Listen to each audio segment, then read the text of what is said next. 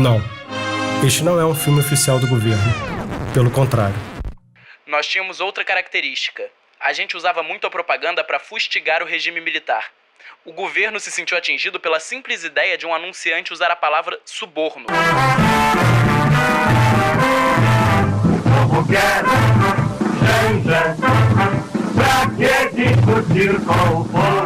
Jango, em 1963, regulamenta a profissão de publicitário e estabelece como uma das atribuições da Secretaria de Imprensa distribuir todo o noticiário referente às atividades da Presidência da República. Será que a vida íntima e os bastidores do poder poderiam ser publicizados como atividades presidenciais?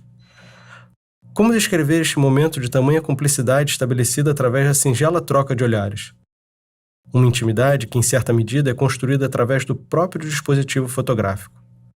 Qual a intenção dessa suposta naturalidade? Será que, diante da câmera, buscamos mostrar apenas nosso melhor ângulo, nosso otimismo? O que permanece fora de cena?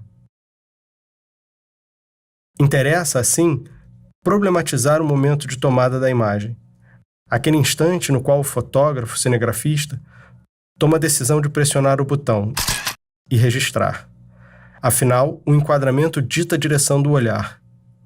Impõe o que deve ser visto. O que sobra, então? Aonde sobrevivem os lampejos? O momento de congelamento do tempo. O registro da história. A captura da imagem em primeiro plano. O instante que servirá como prova comprobatória, como documento incontestável da memória. Será mesmo? E onde ficaria a fabulação? De que maneira é possível ler as entrelinhas? É necessário reagir, questionar as certezas do primeiro contato com a imagem. A primeira impressão pode ser fissurada. As lacunas devem ser preenchidas. A montagem é necessária. Qual seria o sentido da publicidade naquele contexto? Quero paz no meu coração. De que maneira se dava a propaganda política durante o regime militar? Um amigo que me dê a mão. O fotógrafo é aquele que domina o dispositivo e compreende o efeito que pretende atingir. A paz se faz com quem ama o mesmo chão. A matriarca chora pela lembrança de momentos gloriosos vivenciados em família. Mas será que este era o único motivo de choro daquele período? O álbum de família convoca um olhar ingênuo, cúmplice e nostálgico. Aponta para uma aceitação passiva e submissa de um discurso performático. O patriarca dá um largo sorriso em busca de empatia. Imagino que tenha sido uma época que o governo estava fazendo muita propaganda. Em Brasília havia vários coronéis. Começou com Otávio Costa, depois com o Coronel Camargo. Coronéis que acabaram generais.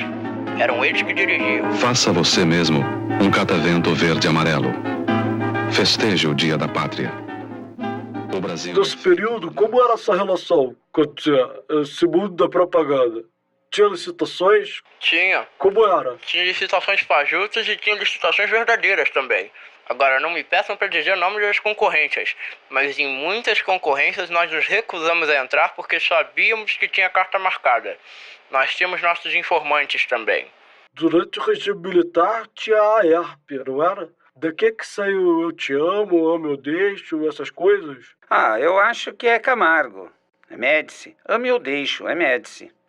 Na verdade, Ame ou Deixo é oriundo da Operação Bandeirantes, uma das organizações mais polêmicas desse período nefasto da trajetória brasileira. O que é democracia? Democracia é a aplicação da lei. É a aplicação da lei, a lei foi aplicada. Então não houve retrocesso. Que modifique a lei, então. Por que não foi aplicada a lei de imprensa? Boa pergunta para fazer o presidente da República. O que você sofreu? Você? Eu não sofreu nada que está falando para mim desse jeito ainda é medida de emergência. Bola. Deixa eu falar. Pode falar, general. Pode falar. Tô cala a boca. Brasília, pacata e ordeira. Brasília, desliga essa droga, então.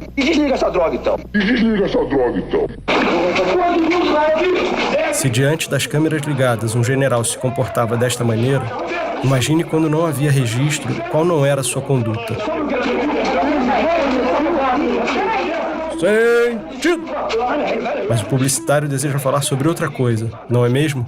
Agora me pergunte, por favor, em tudo isso que você vê, quem você acha que é a pessoa mais inteligente? mais criativa e talvez a que tenha mais impressionado você na sua vida? Pergunte. Por favor. Já fez a pergunta? Miguel Gustavo, o autor dos hinos, o autor do Pra Frente Brasil. 15 de março de 1974. Em Brasília, chegam ao Palácio do Congresso os generais Ernesto Geisel e Adalberto Pereira dos Santos, a fim de serem empossados na presidência e vice-presidência da República. Os presidentes da Bolívia, Hugo Banzer. Do Chile, Augusto Pinochet.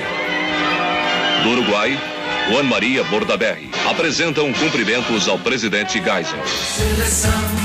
O Brasil tem novo presidente, Ernesto Geisel, cuja missão, por ele definida, é a de levar avante o legado superior de consciência cívica e de pragmatismo criador, deixado por seus antecessores, inspirados no ideário da Revolução de Março de 64. Salve a seleção, todos juntos vamos pra frente, Brasil, Brasil. Salve a seleção. Havia o uso de agências de propaganda para fazer propaganda de governo que não fosse das estatais, nesse período entre 68 e 85? Tinha essas contribuições, vamos chamar, no bom sentido, de palpites e conselhos. Era complicado o negócio. A gente fez uma campanha pra Rodia. Se tentarem me vender outra marca, reaja. Em que aparecia uma mulher dando uma bolsada em um senhor bem vestido. Na época, o general Otávio Costa mandou um aviso pra mim pra não usar violência em propaganda. Não usar violência? Por que será que o habilidoso general faria tal solicitação? Esse general Otávio Costa hoje é objeto de grande admiração minha. Admiração. Seria assim tudo uma grande questão de perspectiva apenas? O que realmente guardamos em nossa memória? Uma vez, nós fizemos um anúncio pro OAB, que dizia que o OAB ajuda a diminuir o odor de menstruação. E eles mandaram recolher a revista Cláudia, onde aparecia esse anúncio. Aí eu liguei pro censor e falei, mas doutor Richard, por que estão recolhendo a revista? Que prejuízo enorme! E ele falou, doutor Dualib, precisamos preservar a imagem romântica da mulher.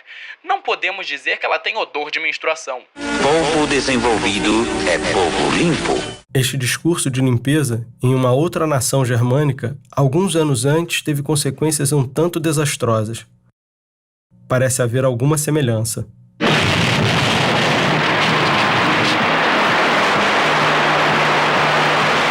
Interessante perceber como alguns dos símbolos e das posturas permanecem muito próximas.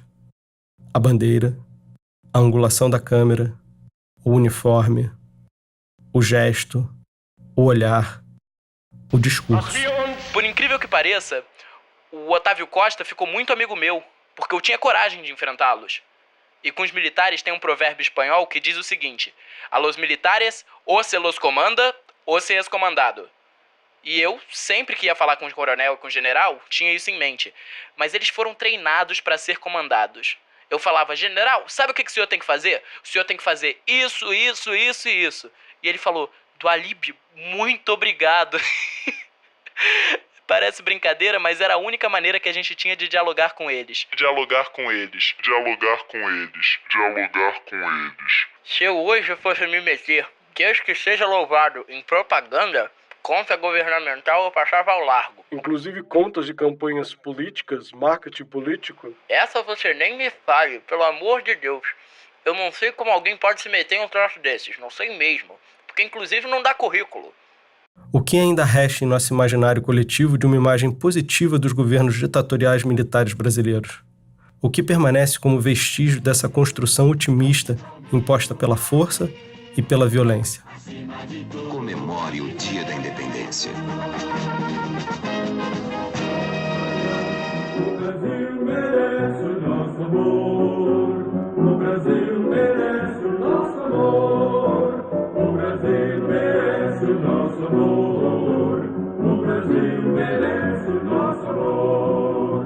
Na frente, com decisão, iremos com união, mas com trabalho e dedicação, mostrando com orgulho todo o nosso valor.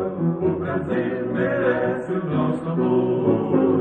O Brasil merece o nosso amor. O amigo merece um abraço.